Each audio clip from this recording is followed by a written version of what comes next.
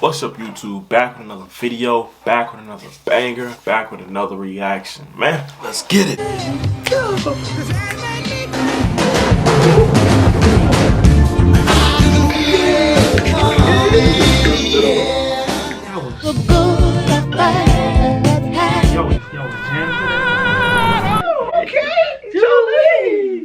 We finna react to Dave Chappelle, one of the great comedians, man. He funny, bro. I don't know if we react to him in this channel, but we finna react to him for to see what he talking about. Appreciate the fan love support. Please like, subscribe if y'all new. And get that merch. Help us get the 900K. Yes, sir. Yes, sir. Follow all the links down below, man. See what Dave Chappelle got in store, See man. what we got, man.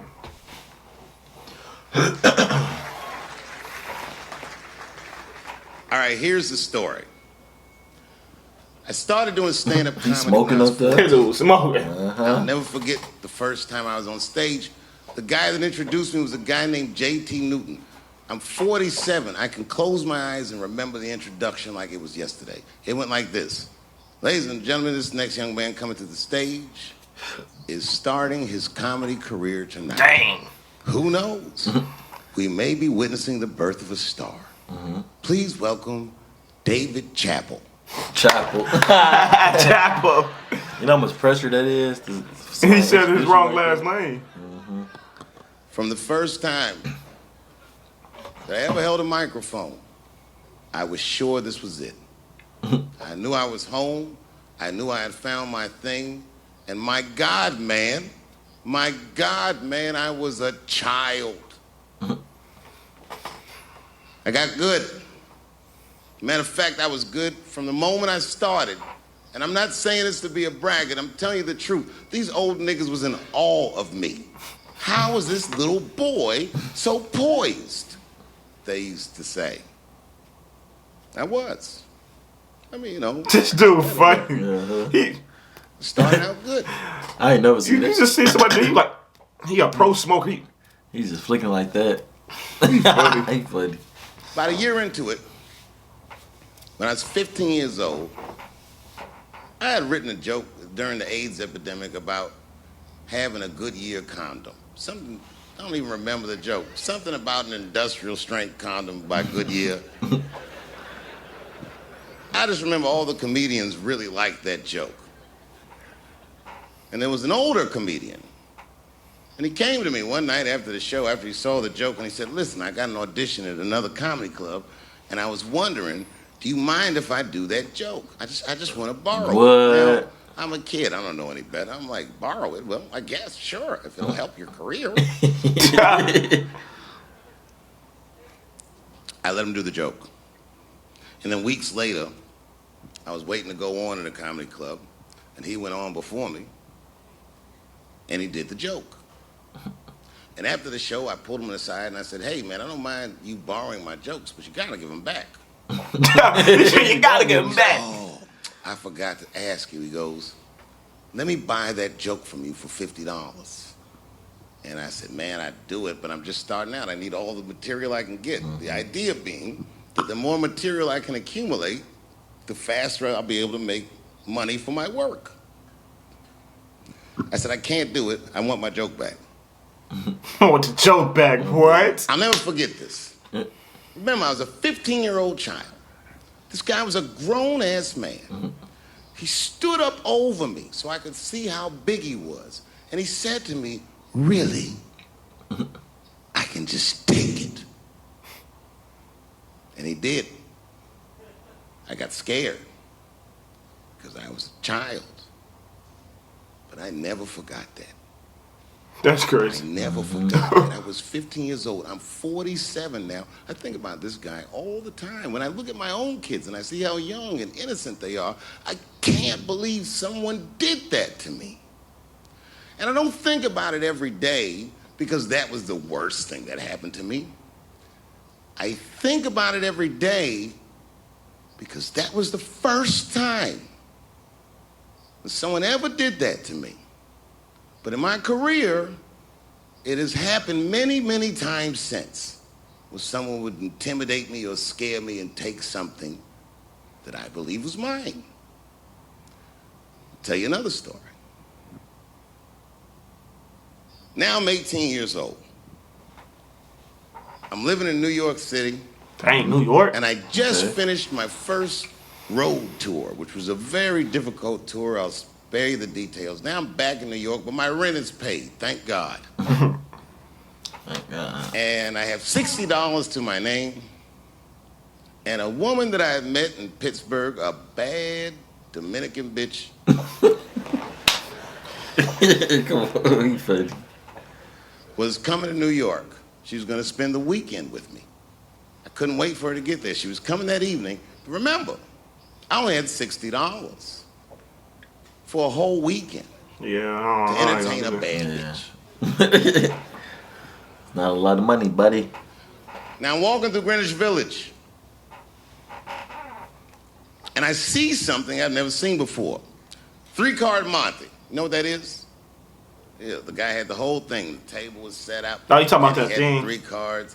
Oh, And the that- crowd was hooting and hollering. Gambling thing. Find the red card, find the red card. And people were playing. Sometimes they He gon- win, don't tell me he lost his sometimes money to they that lose, garbage. But it was Please really don't tell me that. exciting. That stuff Standing be a there watching scam. it. And I noticed while I'm watching them play this game that the red card, the one you're trying to find, had just a little bend on the corner. And I'm watching it and I'm like, yo, this guy doesn't seem to know that red card is bent. I'm gonna beat this motherfucker. And I walked up to the table and I said, let me play a hand. And I put my last $60 The on whole that table, and 60? it starts to shuffle and find the red card, find the red card. And I kept watching that bent card go around the table, make sure I kept my eyes on that bent card. And when he stopped shuffling and he said, find the red card, I pointed to it with confidence.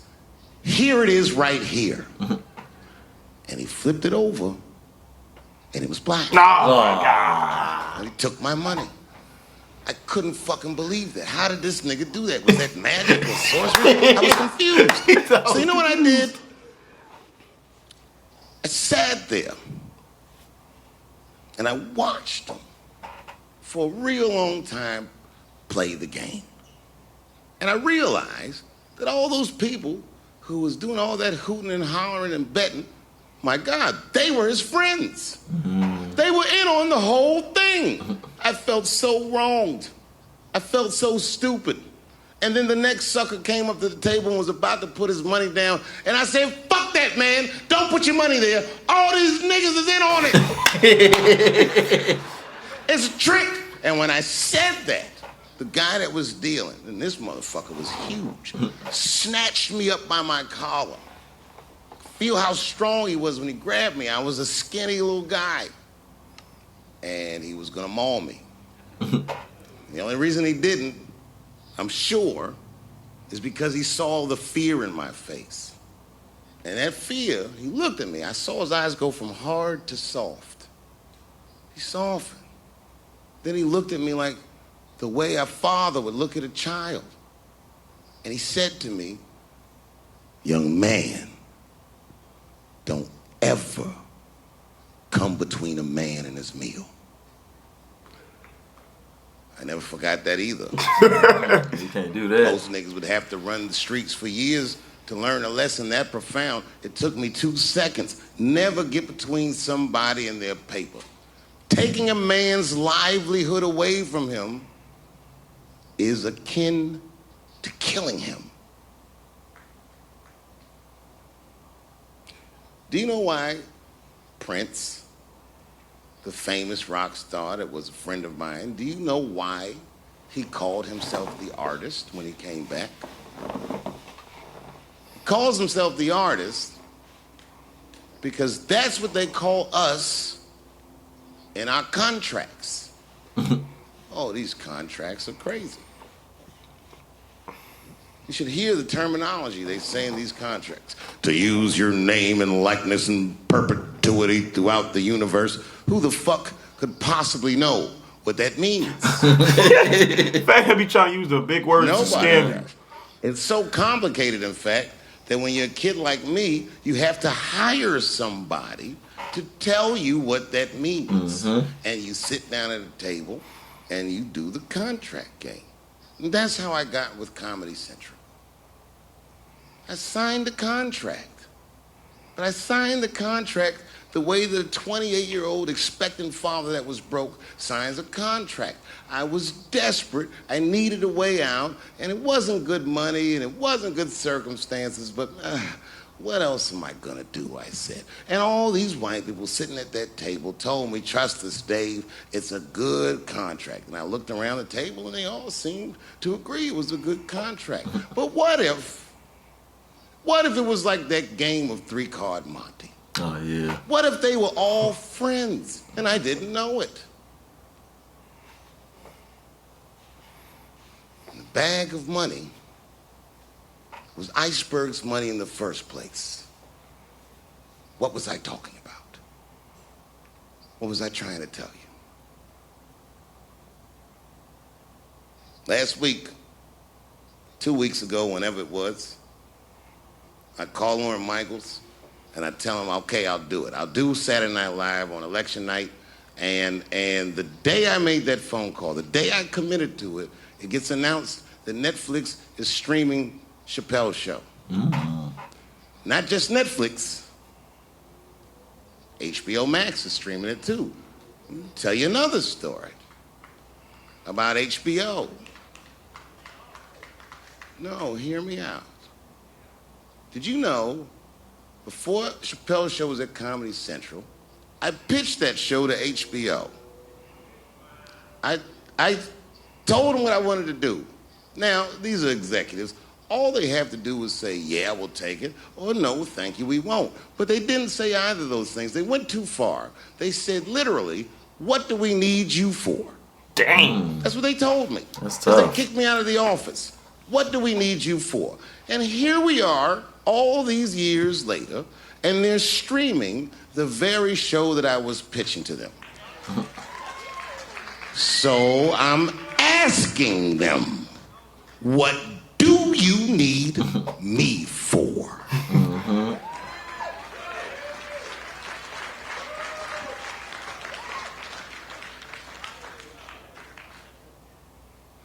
People think I made a lot of money for Chappelle's show. When I left that show, I never got paid. What? They didn't have to pay me because I signed the contract. But is that right?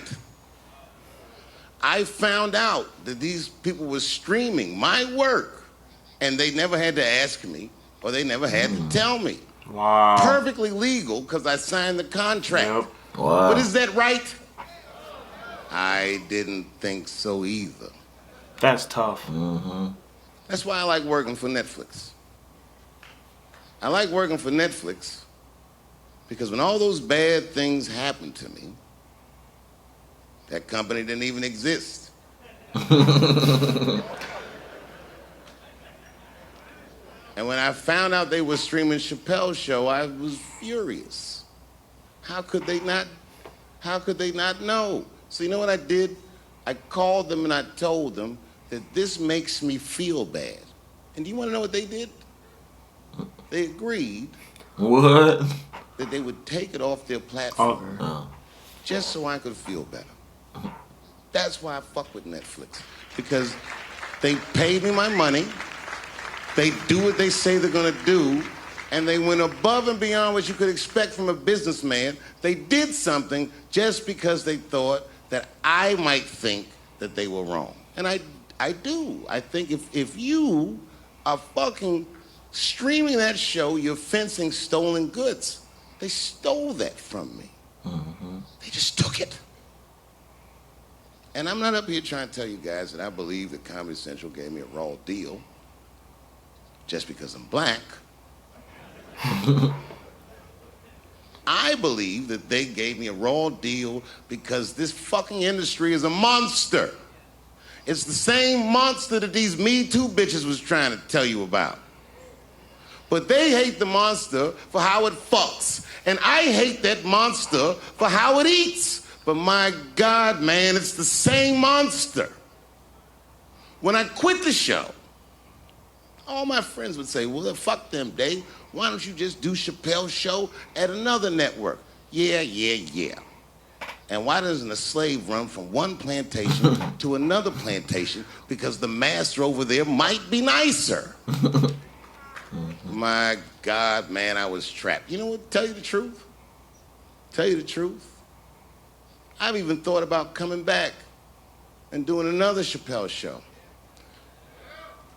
Well, but if I do, I can't call it Chappelle Show because my name and likeness is being used by them in perpetuity throughout the universe. Bro, It's in the that's what I contract. be saying, bro. Like these contracts, and They just be screwing people they over. just screwing people over. Anything you do, man, you come. Hey, That that just shows like the industry. All these big companies, they don't care about you. All they care about is money, man. Yeah, Money to the root ones that all can make evil. money off of you. They just gonna give you a little. They give you a couple little money. Then you got to, that's not even your money. You got to pay them back.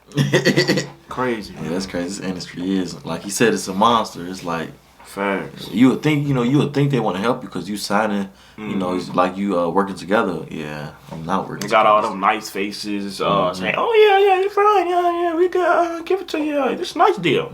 Just screwing you over. They just messed. I didn't even know this. That's crazy. That's crazy. Trapped.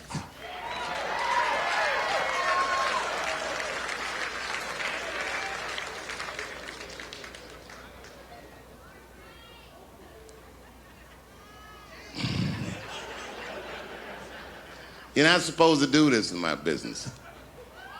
I'm up here doing something that nobody else in this business has the balls to do. I'm telling you something that you need to know.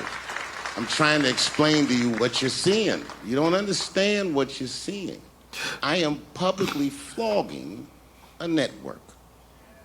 And I know that this network niggas, they watching me and they saying, why are you doing this so publicly? Doesn't feel good to be flogged publicly. Oh, believe me, I know. I know exactly how that feels. When I quit my show, they said I was crazy. What was crazy about it? I just didn't want to do it anymore. They said I smoked crack. That's impossible. I was a devout Muslim. I didn't smoke or drink. But I do now, bitch, because you ruined my fucking life. Now it's their turn. This is their first nigga lesson, and I'm honored to give it to them. They're gonna pay me for this show. I called my agent. I said, is there anything I can do about this show? And he said, no. Well, fuck you too then. You want something done right? I'll do it Guess you yourself. gotta do it yourself. So I'm not going to the agents. I'm coming to my real boss. I'm coming to you. I'm begging you. If you ever liked me, if you ever think there was anything worthwhile about me, I'm begging you. Please don't watch that show. I'm not asking you to boycott any network. Boycott me. Boycott Chappelle Show. Do not watch it unless they pay me. That makes sense. That's tough, though. That's show you how crazy the world is. They don't care about you. Man. They don't. If you're a shareholder at Viacom, then I'm talking to you. Because all that shit that they do to us, well, they do everything for their shareholders. That's what they told me. So if you're a shareholder in that company, tell them it's wrong. And if you don't believe that it's wrong, then fuck you too. You should know what's in the hot dogs you eat. Now, there's probably a bunch of people at Comedy Central and Viacom and all these places that have no idea what I'm talking about. They've all either quit or been fired or got Me Too'd or something. Them niggas is gone. Now, there's a whole bunch of new young people there, and they're probably looking like, what is he talking about? They may not actually know what the fuck happened to me. So I'll tell you what I'm talking about. Go downstairs to your accounting department, open the books, see what that show made, and look at what you paid me. That's exactly what I'm talking about. You're going to pay me. Mm-hmm. I am inviting you to come with me and work with me. And let's fight against that terrible, terrible feeling that you made me feel together. We can fight together and work this thing with Chappelle Show out. Or